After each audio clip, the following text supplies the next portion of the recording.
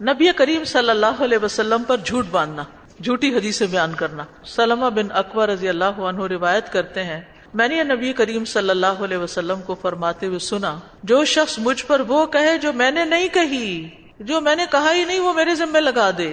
تو وہ اپنا ٹھکانہ آگ میں بنا لے، یہ جھوٹی حدیث بیان کرنے کی سزا ہے۔ حضرت علی رضی اللہ عنہ سے روایت ہے، وہ کہتے ہیں نبی صلی اللہ علیہ وسلم نے فرمایا، مجھ پر جھوٹ نہ باندھنا، کیونکہ جو شخص مجھ پر جھوٹ باندھے گا وہ یقیناً آگ میں جائے گا۔ استغفر اللہ۔ اس لیے سنی سنائی اور ادھر ادھر کی آئی ہوئی حدیثوں کو آگے آگے فارورڈ نہیں کرنا چاہیے، ان کی صحت کا بھی خیال رکھنا چاہیے۔ صحابہ حدیث بیان کرنے میں بہت محتاط رویہ اختیار کرتے تھے، آپ کے الفاظ کو اسی ترتیب سے بیان کرتے تھے، پھر آپ سے منسوب باتوں کی تصدیق کرنی چاہیے جیسے حضرت عمر رضی اللہ عنہ کرتے تھے، پھر احادیث کو لکھ لینا چاہیے، لکھی ہوئی حدیث کو